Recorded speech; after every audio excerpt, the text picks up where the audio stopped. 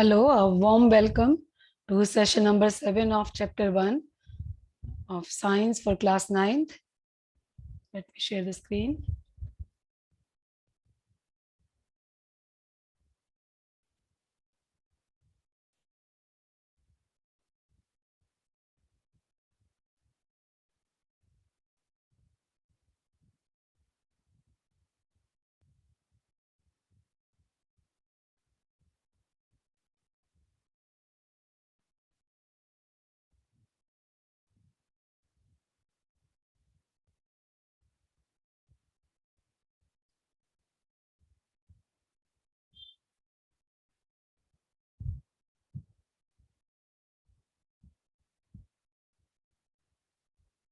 So in this session number 7 of chapter 1, we will be studying evaporation, how to define it, then the factors which affect evaporation, effect of evaporation on surroundings, and day to day examples हमारी daily life में evaporation के कारण हमें होने वाले फायदे जो है उनको हम देखेंगे, डिस्कस करेंगे.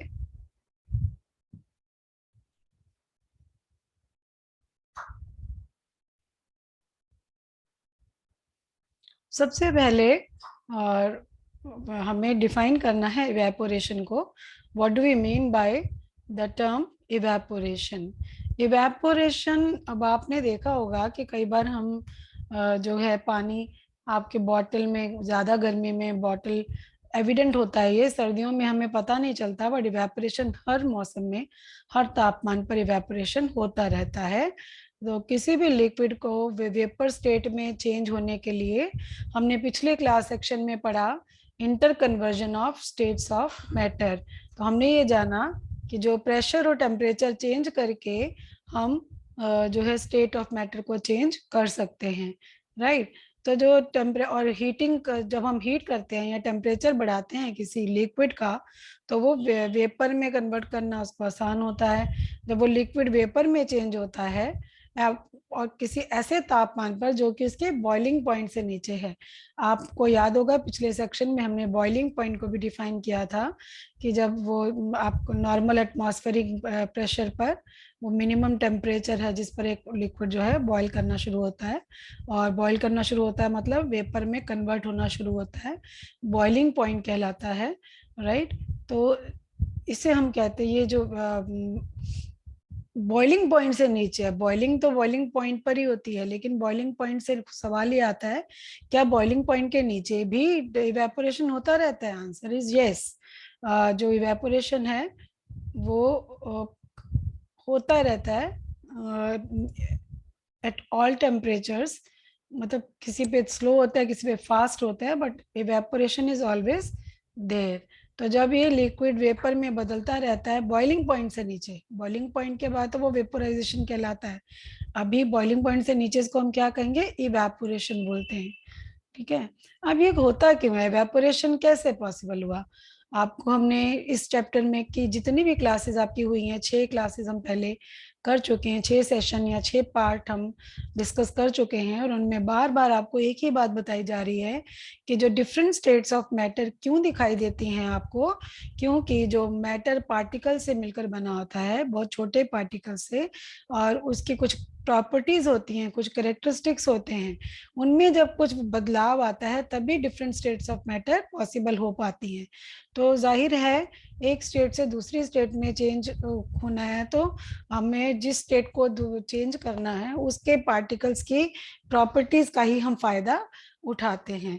तो ये जो लिक्विड वेपर में चेंज होता है, लिक्विड जो गैस में चेंज होता है किसी एक दिए गए तापमान पर, किसी एक गिवन टेम्परेचर पर, तो उस आपको मैंने बताया पिछली क्लासेस में कि किसी पर्टिकुलर तापमान पर या गिवन टेम्परेचर पर जो लिक्विड के पार्टिकल्स हैं उन सब की अलग अलग काइनेटिक एनर्जी होती है, ठीक है. काइनेटिक एनर्जी अलग अलग होने का क्या मतलब है? अब लिक्विड ग्लास में भरा हुआ है, एक तो लिक्विड है जो बिल्कुल ऊपर है, जैसे लेवल जिसको आप बोलते हैं, एक नीचे है, बल्क में है, सरफेस में और बल्क में. तो जो सरफेस पे जो पार्टिकल्स, अब आप बताएं, जो ऊपर तक पहुंच गया है, वो ऊपरी सतह तक पहुंच गया है, सरफेस तक पहुंच गया है, उसकी काइनेटिक एनर्जी ज्यादा होगी कम होगी? ज्यादा होगी। मान लीजिए कोई डूबता है, कोई क्यों है, क्योंकि वो हाथ पैर नहीं मारता है, काइनेटिक एनर्जी उसकी वो जीरो कम हो जाती है ना। तो अगर काइनेटिक एनर्जी हायर हो और वो तेजी से हाथ पैर मारे तो वो डूबने से बच जाता है, वो सतह पर आ जाता है। ठीक इसी तरह से आपके जो सरफेस के पार्टिकल्स होते हैं उनकी काइनेटिक एनर्जी ज्यादा होती है। और इसीलिए जैसे ही हम एक लिक्विड को हीट मिलती है, टेम्परेचर मतलब जो भी तापमान है, हीट तो होती है ना एटमॉस्फेयर में, तो जो हीट एनर्जी उसको जैसे ही मिलती है तो सरफेस पार्टिकल्स की काइनेटिक एनर्जी क्योंकि ज्यादा होती है तो हीट मिलते ही वो और ज्यादा हो जाती है। इतनी ज्यादा हो जाती है कि वो फट से अपने आसपास वाले पार्टिकल्स की फोर्स ऑफ अट्रैक्शन को नजरअंदाज करके या ओवरकम करके बाहर कूद सकते हैं, सरफेस से बाहर निकल सकते हैं और वेपर्स में कन्वर्ट हो सकते हैं। ठीक है।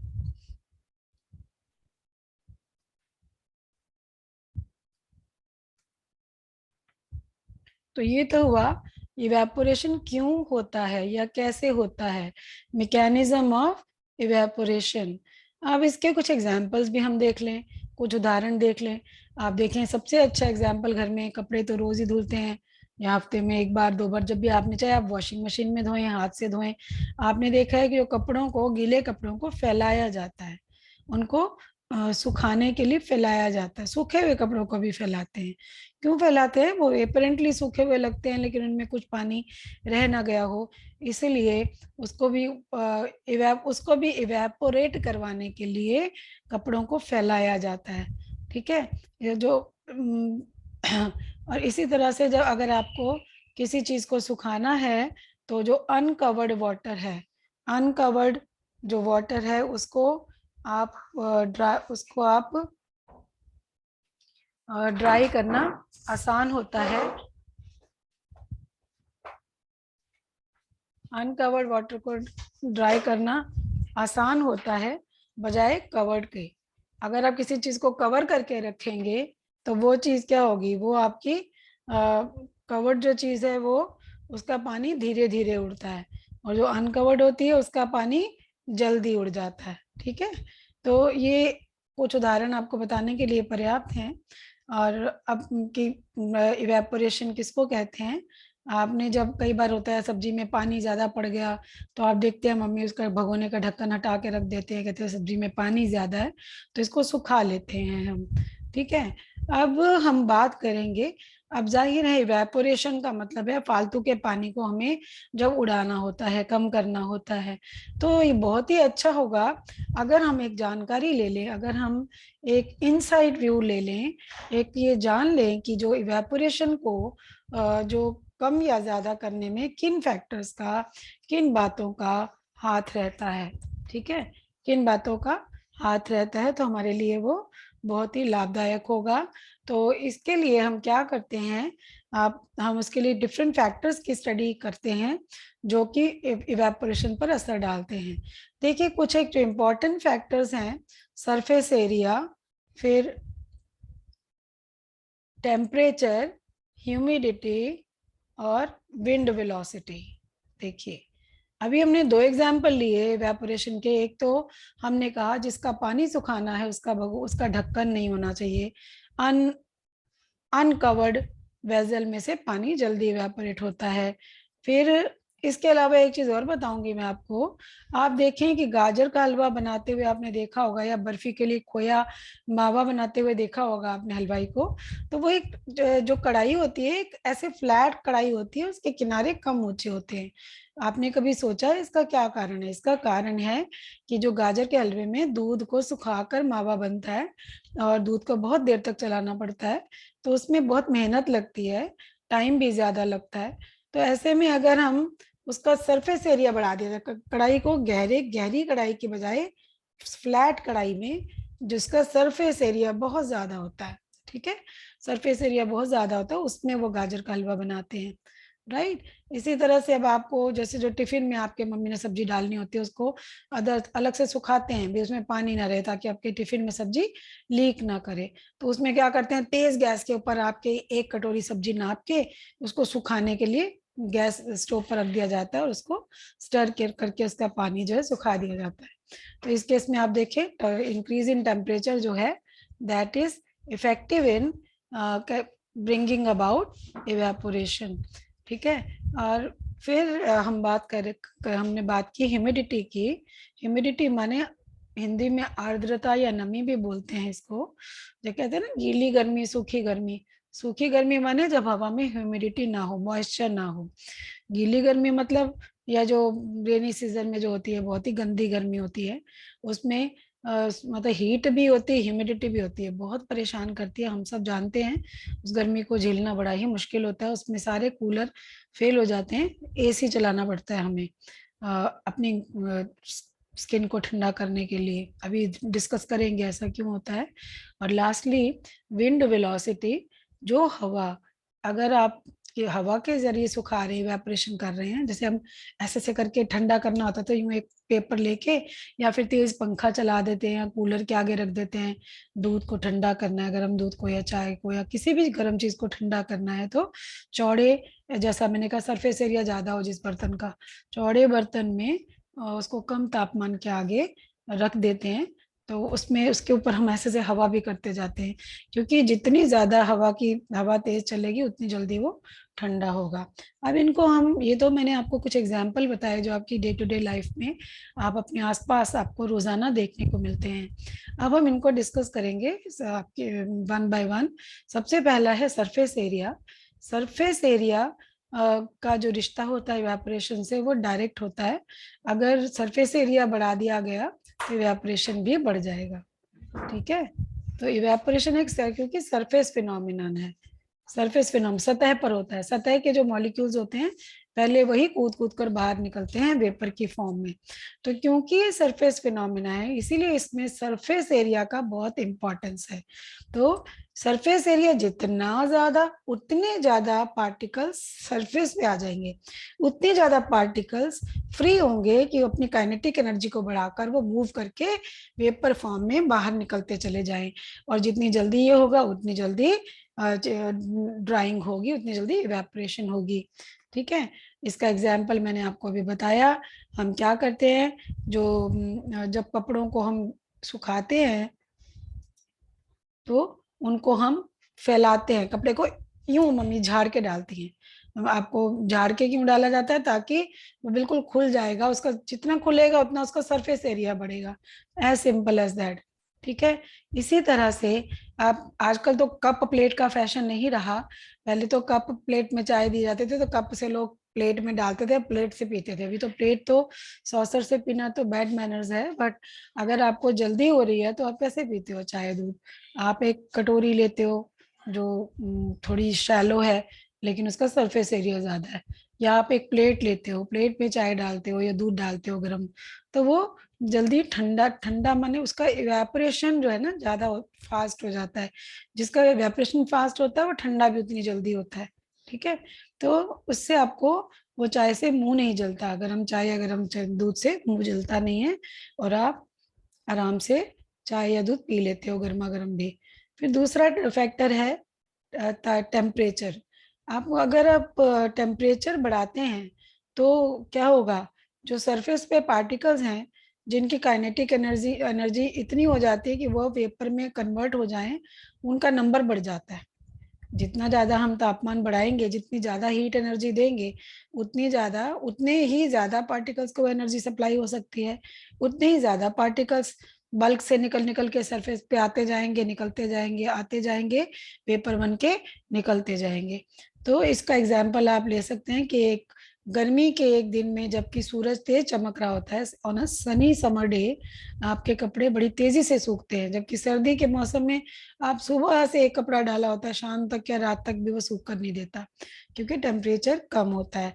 टेम्परेचर कम होता है तो हीट एनर्जी कम होती है। हीट एनर्जी कम होती है तो kinetic energy, number of molecules which have sufficient kinetic energy to leave the surface of the liquid to change into vapour state is less.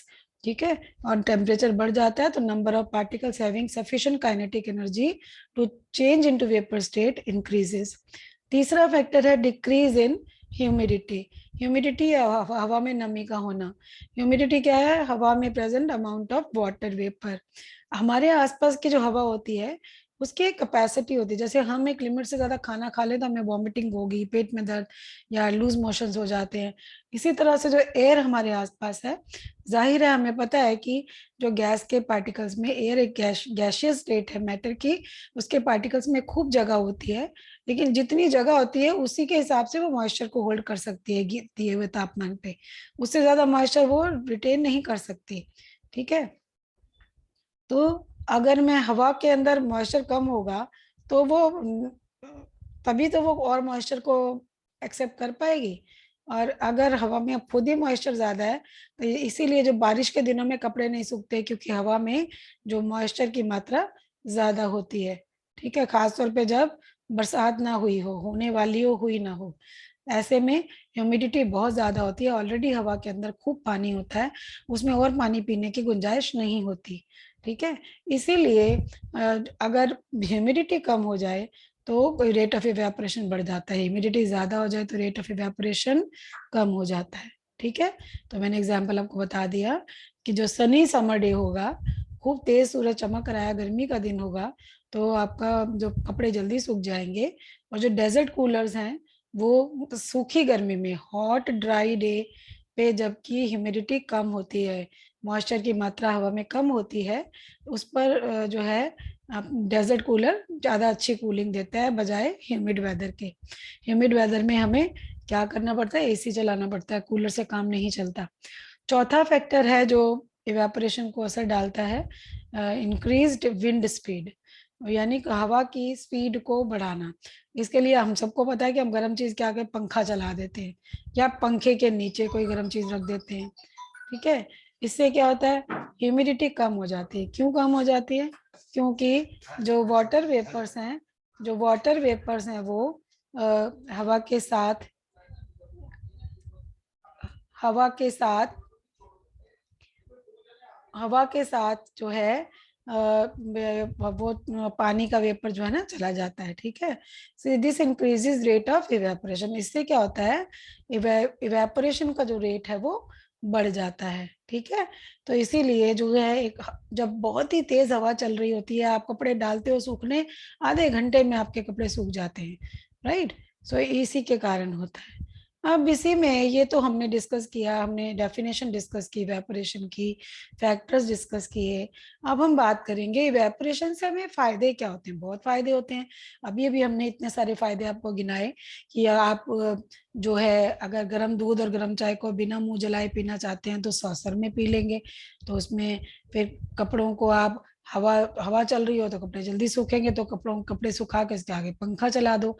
और अगर ह्यूमिडिटी ज्यादा होगी तो आपका इवेपोरेशन कम होगा, तो उसको बढ़ाने के लिए आपको क्या करनी पड़ेगी? जो है ह्यूमिड वेदर में तो एसी चला लो, लेस ह्यूमिड में एक डेजर्ट कूलर से आपको कूलिंग मिल जाएगी। ठीक है, तो ये ऐसा इसलिए पॉसिबल है क्योंकि इवेपोरेशन का एक ठंडक, इवेपोरेशन से ठंडक होती है। आपको देखिए, आप जो मजदूर लोग इतनी धूप में भी काम कर रहे होते हैं, पसीने में नहा रहे होते हैं, बेचारे बिना पंखे बिना कूलर के काम करते हैं, उनको कैसे? उनको ईश्वर ने उनके बॉडी से होने वाली जो इवेपोरेशन है वो उनको, उनकी बॉडी जो है, उनकी बॉडी इतनी गर्म होती है, तो गर्म, उससे क्या होता है? वो बॉडी की गर्मी जो है, मॉइस्चर, उससे जो मॉइस्चर है वो वेपर में कन्वर्ट हो जाता है। और जो ओपन वेजल में हमने आपको बताया था, पहले एग्जांपल दिए थे ना, अनकवर्ड वेजल में इवेपोरेशन होता है। तो ये कूलिंग इफेक्ट पहले समझ लेते हैं क्यों होता है। देखिए, किसी खुले बर्तन में जो लिक्विड होता है वो इवेपोरेट होता रहता है। लिक्विड पार्टिकल्स कैसे इवेपोरेट होते हैं? वो अपने आसपास की हवा से गर्मी लेते जाते हैं। ठीक है ना, जब वो लिक्विड इवेपोरेट होता है तो वो इवेपोरेट होता है तो उसको हीट एनर्जी चाहिए, है ना? तो हीट एनर्जी कहाँ से मिलेगी उसको? कहाँ से मिलती है? लेटेंट हीट होती है ना, उस वो यूज कर करके अपना इवेपोरेट होता रहता है। और इवेपोरेट होता है तो उसकी एनर्जी का लॉस होता है।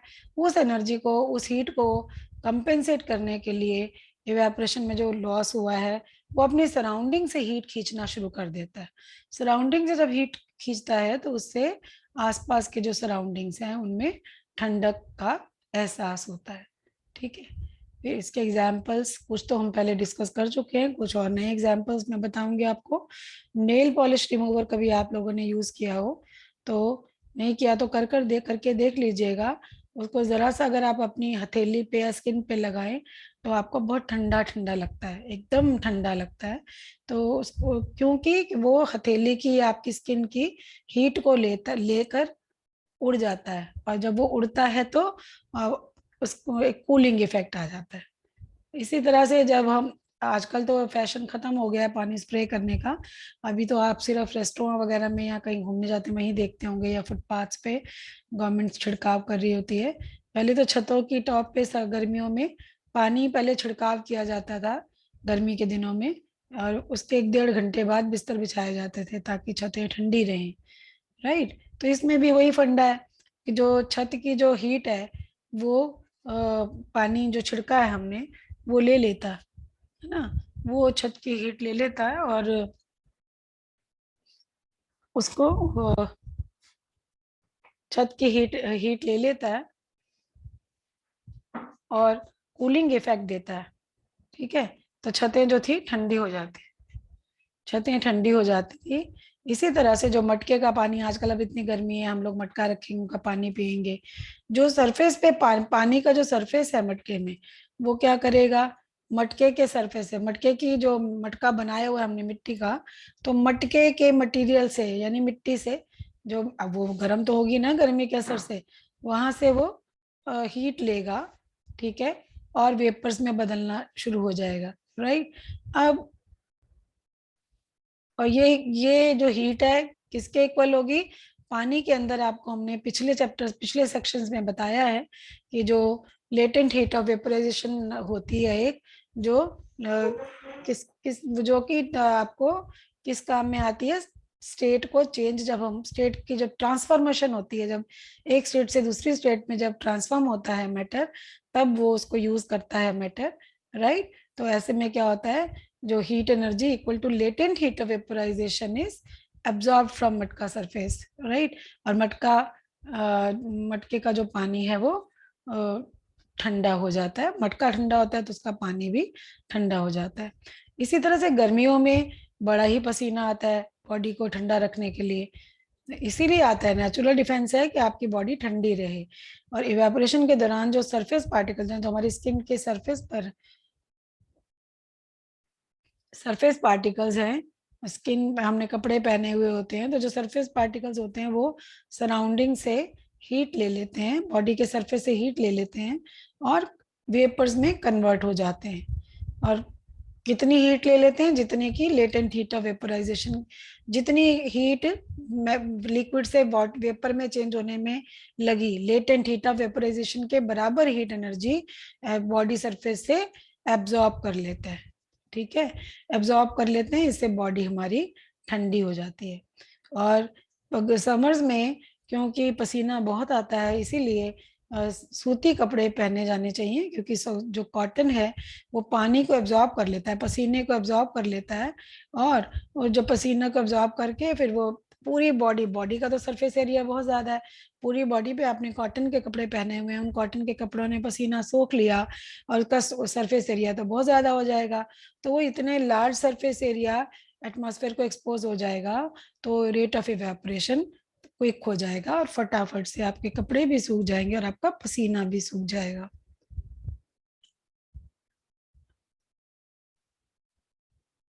ओके, तो लास्टली हम देखते एक अभी ये हमने आपको पिछले सेक्शन में भी जब inter conversion of states of matter पढ़ाया था, वहां पर ये कंडेंसेशन नाम के प्रोसेस का जिक्र आया था, इफ यू रिमेम्बर।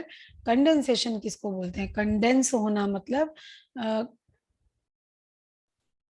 जो लिक्विड वाटर वेपर है हवा में जो प्रेजेंट होता है, जब ये किसी ठंडे सरफेस को टच करता है, ठीक है, ठंडे सरफेस के मुकाबले तो ये गर्म ही होता है ना, तो ये अपनी हीट ठंडे सरफेस को दे देता है।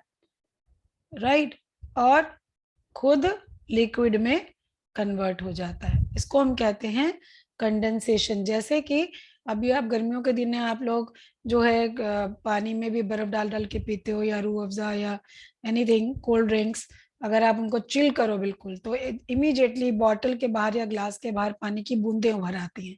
ये पानी की बूंदों का उभरना ही कंडेंसेशन है, जहाँ पर पानी, क्योंकि आपने ग्लास के अंदर पड़ी कोल्ड ड्रिंक या पानी का टेम्परेचर बहुत कम कर दिया, और जो बाहर ग्लास को हवा टकरा रही है, जिस हवा में ग्लास आपने पकड़ा हुआ है, उसके अंदर जो वाटर वेपर है वो कंपैरेटिवली गर्म है, तो जब वो ठंडे को टकराता है तो वो कंडेंस हो जाता है और बाहर लिक्विड के पानी की बूंदों की तरह आपको ग्लास के सरफेस से फिसलता हुआ दिखाई देता है।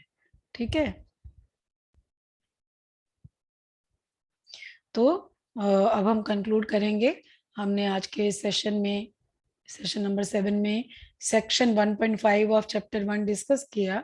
इसमें हमने ये जाना कि जब कोई लिक्विड वेपर्स में बदलता है बॉइलिंग पॉइंट से नीचे किसी तापमान पर, उसको हम कहते हैं इवेपोरेशन। Change of a liquid into vapours at a temperature below its boiling point is called evaporation. और फिर हमने जाना कि जो रेट ऑफ इवेपोरेशन है वो डायरेक्टली रिलेटेड है, किसके से रिलेटेड है, टेम्परेचर से, सरफेस एरिया से, विंड स्पीड से। इन तीनों में से किसी को भी अब अगर हम बढ़ा देंगे तो रेट ऑफ इवेपोरेशन बढ़ जाएगा। इसको मैं हाईलाइट कर देती हूँ।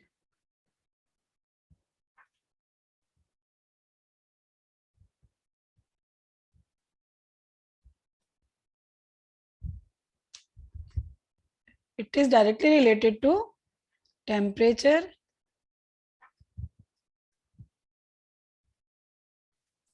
surface area and wind.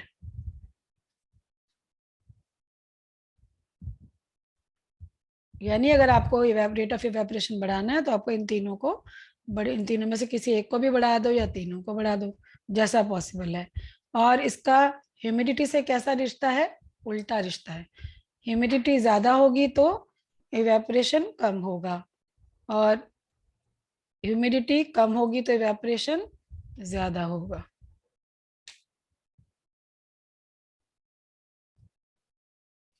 फिर हमने जाना आज की क्लास में कि इवेपोरेशन बहुत ही इम्पोर्टेंट प्रोसेस है हमारी daily life, day to day life में, क्योंकि इसके आसपास का वातावरण जहाँ इवेपोरेशन होती है वहां पर आसपास कूलिंग इफेक्ट आ जाता है।